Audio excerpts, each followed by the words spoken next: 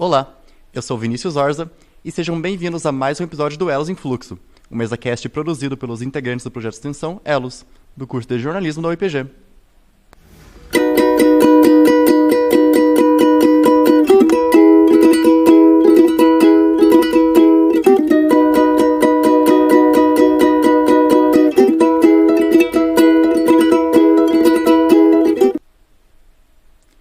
No episódio de hoje, vamos falar sobre o impacto do novo governo da Argentina no jornalismo do país. Para isso, estamos aqui com Sofia Villagra. Ela é mestranda em jornalismo na UEPG e estuda o cenário midiático argentino e suas dinâmicas sociais. Seja bem-vinda, Sofia. Obrigada. Bom, para começar, você poderia contextualizar como o cenário de jornalismo na Argentina vinha se desenvolvendo antes das eleições? Então, o cenário na Argentina sempre foi muito complicado. Realmente, a gente teve uma época, no 1980, 90, que foi uma época de muita explosão do jornalismo privado, sobretudo, né? A aparição de mídias mais concentradas, todavia, e foi um momento onde a publicidade era feita pelas mídias privadas, nas mídias privadas. Então, nesse momento, o cenário do jornalismo na Argentina era, assim, como vibrante, né? Depois, no período posterior, no 2000, começaram a manter uma esperança as mídias comunitárias e as mídias estatais, de poder ter uma lei, que era a lei de mídias, que fazia um controle sobre esses monopólios que se fizeram nessa década que eu te falei. Na verdade, não começou nessa época, mas nessa época foi a explosão dos monopólios midiáticos. Mas esse sonho de ter uma mídia que a gente fala 30% para as mídias estatais, 30% para as mídias comunitárias e 30% para as mídias privadas, foi destruído no 2016, quando assumiu o governo de Maurício Macri, também muito posicionado ao favor do Grupo Clarim, e ele deixou fora o artigo onde estabelecia o repartimento dessas mídias de comunicação entre as mídias privadas, mídias estatais e as públicas. Então, esse sonho desapareceu e lá começou, desde o 2016, e com a crise econômica, que também começou a ser mais profunda na Argentina, com a aparição do FMI, do Fundo Monetário Internacional no país, começou a ser muito mais grave o problema na Argentina. Na verdade, é mundial o problema que tem o jornalismo, com a aparição também de Google, de todas essas aplicações que deixaram fora do mercado muita publicidade que antes vinha para o jornalismo, né?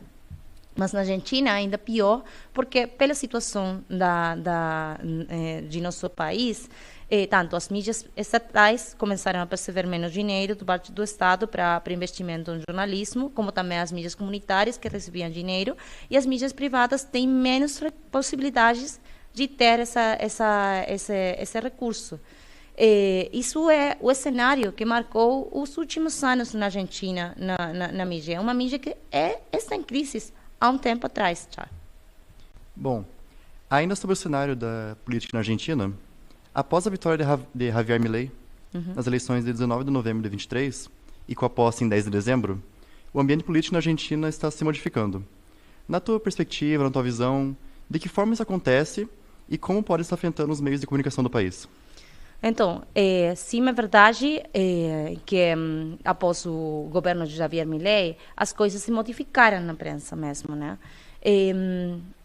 A gente já tinha na prensa, dependendo do governo, por exemplo, se o governo tinha algum tipo de enfrentamento com um grupo jornalístico, ele ia ter uma postura de agressividade também contra esse jornalismo, sendo assim que também eu acho que é uma questão, sempre existiu essa confrontação entre, por exemplo, numa boa parte da época, entre o kirchnerismo e Clarim, falando, por exemplo, o slogan, não sei se vocês falam o slogan, Clarim mente, né? As pessoas que eram contrárias ao Clarim ou que eram a favor do kirchnerismo sempre falavam Clarim mente, e era uma coisa que se repetia muito. E lá eles denunciavam esse ataque, essas questões. Mas, com o governo de Javier Milei, as coisas empeoraram muito.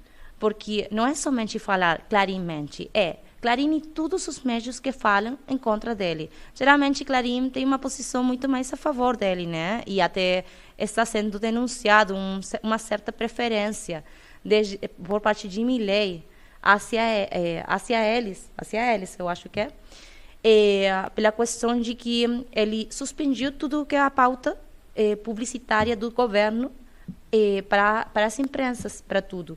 Que o que ele queria fazer com isso? Que denuncia as empresas. Que ele queria não ter que dar dinheiro do Estado para todos por igual ou para todos segundo as regras que dispõem essas legislações de pauta publicitária. E ele queria fazer preferencialmente foco naqueles meios que apoiam ele. Então, ele cancelou essa legislação, mas, por outro lado, ele também começou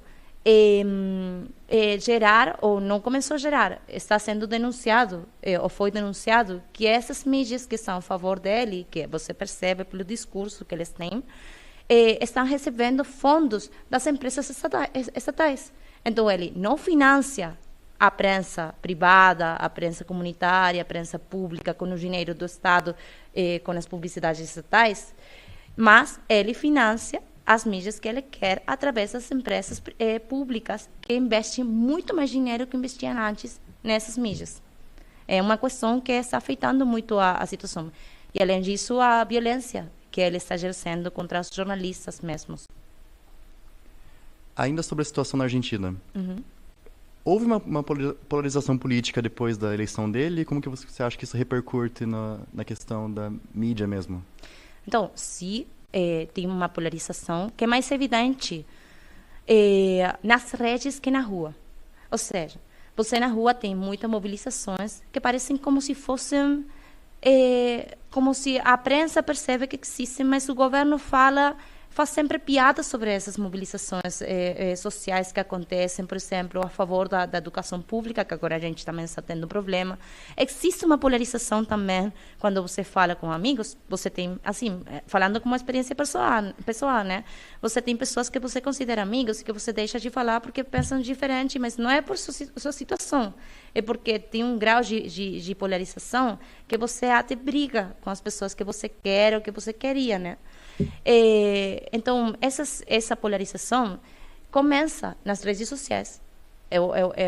Eles têm um aparato de comunicação nas redes sociais que alimenta essa polarização.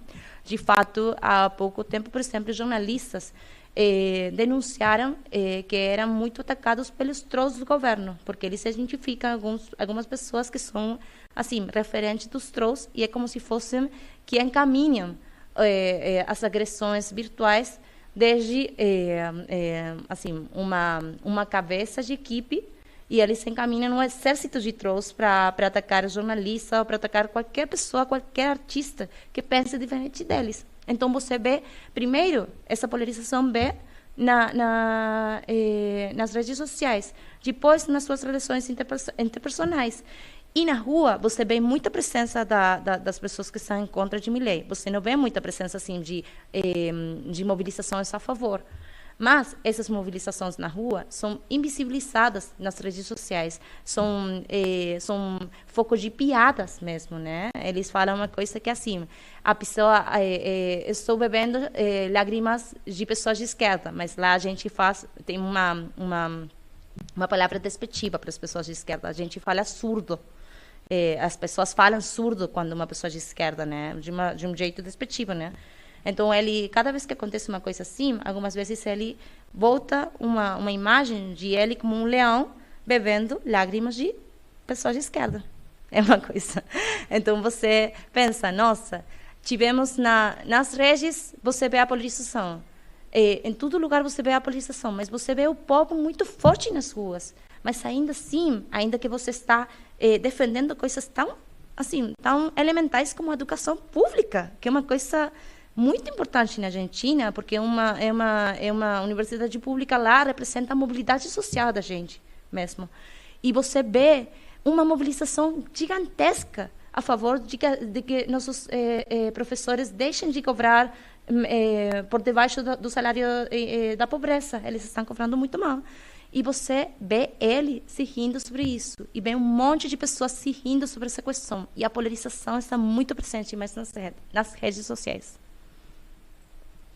E em relação às propostas que o Milei fez durante o seu mandato, durante a sua campanha eleitoral, perdão, quais você acha que se destacam como um ponto que preocupou os jornalistas e os profissionais na área da comunicação? Você tem algum exemplo em relação a isso? Sim, por exemplo, uma das coisas que mais estão preocupando o jornalismo agora mesmo é a questão, assim, depende, quando você fala jornalismo, a gente tem que, sabe, dividir, né? Porque para o jornalismo privado isso daqui que eu vou te contar não é um problema.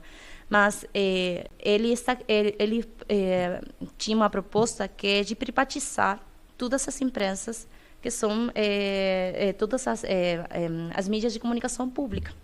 Isso tem um problema muito grande, e ele está já começando a debilitar as estruturas dessas mídias.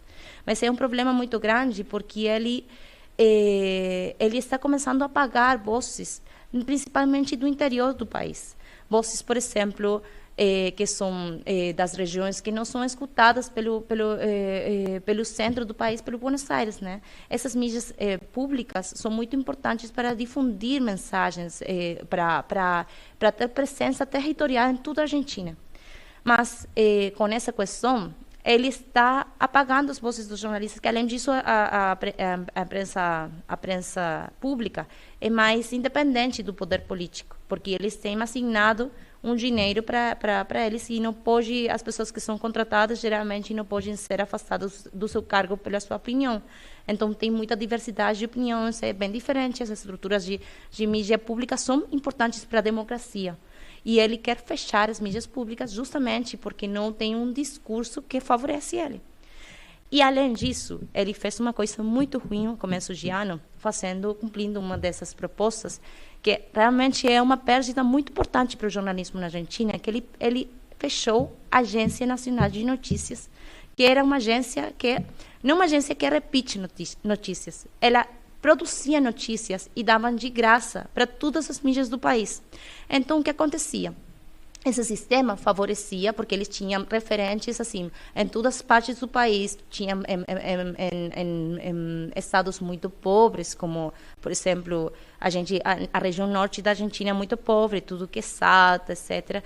E eles representavam muito as minorias do país mesmo, e ajudavam para que essas vozes cheguem para o que era os mídias mais grandes, as mídias privadas, porque as mídias privadas, como tinham a informação, uma informação muito processada, eles cobriam esse tipo de problemáticas, porque eles não tinham que produzir essa informação, eles tinham a produção nas suas mãos. Quando ele fechou isso, foi uma perda muito grande, porque as mídias, geralmente, sobretudo as mídias privadas, que precisam dessa questão de gerar tráfego nos seus portais, ou gerar também essa questão, se alimentava muito dessa agência para gerar a informação de produção nacional. Então, ele apagou uma fonte de informação muito importante na Argentina. Ele fechou essa agência de notícias, falando que era uma agência, como é que fala, uma agência que fazia, que estava muito ligada ao poder político anterior. Bom, já finalizando, como você enxerga que esse contexto influenciou na mídia alternativa? Como você acha que a mídia alternativa tem se pronunciado em relação a isso? Você acha que as pessoas consomem mais esses produtos da mídia alternativa, ou eles ainda estão muito ainda vendo da mídia principal, da mídia grande? Então, como eu falei, o processo de desfinanciamento das mídias já começou desde que começou um pouco a crise da Argentina. Então, as mídias, o que acontece? As mídias alternativas, geralmente, porque a questão econômica é muito importante para as mídias, porque geralmente para produzir, eles têm que se sustentar economicamente. As pessoas que trabalham, os jornalistas que trabalham lá, precisam de alimentar suas famílias, de ter uma boa qualidade de vida, ou perto de uma boa qualidade de vida. E lá eles, sempre as mídias alternativas, para gerar dinheiro, elas geralmente, além de a subscrição das pessoas que seguem seus jornais, que geralmente são, são poucas, muitas vezes, além disso, eles faziam muitos concursos para gerar dinheiro, ganhar dinheiro de incentivo por parte do Estado. Isso começou a cair um pouco. Mas, com essa questão que eu te falei no começo, da legislação que Milei fez, a gente fala decreto de necessidade de urgência. Quando ele suspendiu a publicidade pública para as mídias em geral, para todas a publicidade do governo e o investimento do governo nessa publicidade para as mídias, ela também fechou a porta de um ingresso muito forte que tinha essas mídias, porque essas mídias também difundiam informação de publicidade do governo, né? Porque eles não podiam diferenciar, eles não podiam falar, você vai, por isso que ele cancelou, né? Você vai perceber esse dinheiro e você não. Não, eles tinham que dar numa regulamentação um monte de dinheiro para todos, dependendo da quantidade, dependendo da condição. Tem alguns parâmetros, né? Então, essa situação não somente levou para as mídias privadas um problema, que as mídias privadas geralmente sobrevivem, né? Mas para essas mídias, as mídias mais pequenas, geralmente é um problema maior. Então você percebe, por exemplo, eu sou de seguir muito La Tinta, que é uma mídia que é da minha região. E eles, o outro dia, falavam que eles iam deixar, por exemplo, de fazer alguns conteúdos porque não tinha recursos econômicos e não tinha recursos de pessoas. Porque, além de atravessar para jornalistas a problemática de você ter um salário ruim, você está morando num país que está numa crise econômica e você tem carências, você tem necessidades como pessoa. E, então, toda essa questão atravessada, toda essa violência mesma, né? Está econômica, que também é uma violência verbal, porque por exemplo, agora há pouco tempo, uma associação de entidades jornalísticas na Argentina registrou 50 pessoas afetadas, 50 jornalistas afetados pelos ataques de Milei. Imaginem, ele atacou 50 pessoas, 50 jornalistas nesse período. Ele, sempre que pode, ataca o jornalismo falando que é a casta. E se você fala de jornalismo independente, e você fala de jornalismo público, ele vai falar, mas se eles são tão bons, por que eles não conseguem o seu próprio dinheiro? Porque para eles são uma empresa. Eles não são um serviço, não um serviço de comunicação, não um serviço público, não um serviço para a comunidade. Detrás disso, e isso é que as pessoas repitem. Então, a mídia autogestiva, a mídia comunitária, todas essas mídias que são independentes, estão muito debilitadas, estão muito fracas agora. Mas as pessoas, sim, você sendo sim, quando uma pessoa é geralmente progressista, vai ler esse tipo de informação, vai ir para esse tipo de informação. Mas eles têm tanto aparelho nas redes sociais, eles têm uma estrutura tão sólida de trolls, como é que eu falo? Eles são os que decidem como é que essa estrutura, como é que funciona as redes sociais. Eles sabem como funciona isso. Então, para uma mídia privada, e com essas carências que está tendo de pessoal, de recursos, é ainda mais difícil chegar para as pessoas que não leem ela habitualmente. Então, é uma questão, mas as mídias, para uma mídia autogestiva, para uma mídia estatal. E as mídias que geralmente também levavam esse tipo de discurso, mais progressistas, mais a favor dos direitos e dos direitos dos trabalhadores, mais progressistas nesse sentido, como as mídias públicas, elas estão totalmente debilitadas. As únicas que tinham antes uma estrutura bem, falaria bacana, não sei se a expressão legal, a estrutura, como falo, técnica, para chegar para uma boa quantidade de pessoas, eram as mídias públicas. E elas agora vão fechar, possivelmente, se eles seguem assim com essa ideia. É por isso que é tão importante. Você não pode falar de mídia independente sem falar desses três setores: mídia comunitária, mídia pública, que também é independente, porque não precisa, assim, não é tão silenciada, e a mídia autogestiva. E eles estão sofrendo muito com todas as violências econômicas do parte dele.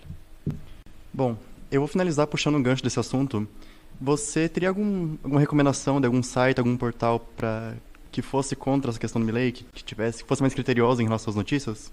Sim. Então, tem muitas. Eu gosto muito de Revista Anfíbia.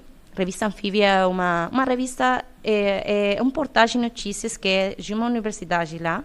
E é assim, não é contra Milei, é uma mídia que pensa muito e que tem investigações muito legais e tem pessoas que são assim muito interessantes desde o plano de acadêmico também, que eles escrevem para essa e é muito legal porque eles comunicam o saber científico numa revista.